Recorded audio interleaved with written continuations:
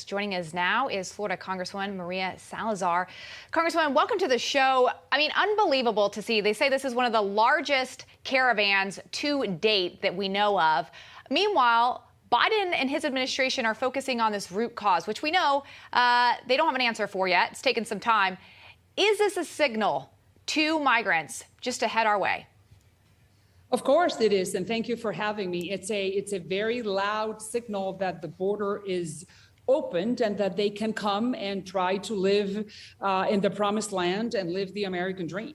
That's why I, Maria Salazar from Miami, you presented an immigration reform law called the Dignity Act to seal the border and then give dignity to those people who live inside. But first of all, we got to stop the mess that we are experiencing right now, not only with the thousands and thousands of undocumented people that are trying to come in and we don't know who they are, but the fentanyl, the child sex traffickers, the arms that are coming from Mexico to the United States, and the drugs. It's unbelievable, those images. And you know, we in the Hispanic community, we're embarrassed. I want you to know, I represent the Hispanics, the Latinos, the Browns in the United States, because I represent the city of Miami, where 78% or 73% of my constituents are Latinos.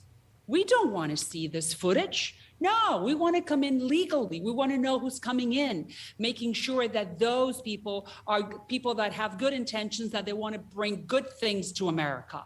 But no, what we're seeing right now, but the problem is that the Biden administration, we know it has no leadership, not only on the border, but on the economy, on inflation. And now I'm sure that you know, and there is a summit of the Americas going on in Los Angeles where the president is going to be attending tonight. And that shows another lack of leadership.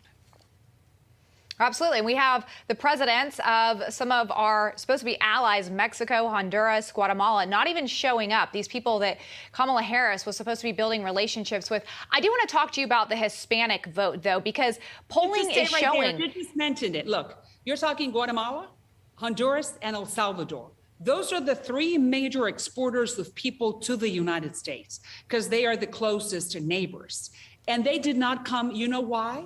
Because the Guatemalans felt that the Biden administration, the White House, has treated them very badly. You know why?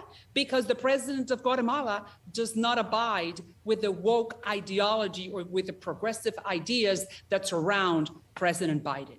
So it's like you're being punished for not thinking like me. That's why Guatemala didn't come, and Honduras and El Salvador. Unbelievable that they're not going to be at the table to talk about this root cause and the fact that, like I said, VP Harris is the one who's supposed to be building relationships with these people. It tells you where we're at in the progress, no progress. But you brought up the Hispanic vote, Latino vote. A new poll shows that 60% of Hispanic voters actually disapprove of this president. Why are Hispanics so upset? Because traditionally, I mean, Biden actually got the Hispanic vote. Will he get it again? Why are they so upset? Because we're not dumb, and because we know that the American dream promises low gas prices, that we're going to be able to earn a good living, that we're going to find workers for our shops, and that we're going to be able to experience some freedom. We don't want to be we don't want people to be talking about this gender ideology. We don't want anyone to be telling our kids what they need to think about their sexual orientation or sexual preferences in kindergarten. That's why. And I'm so happy because now my community understands, or it's understanding more and more. They're opening their eyes that the GOP is the one who has the values that are entrenched in our community.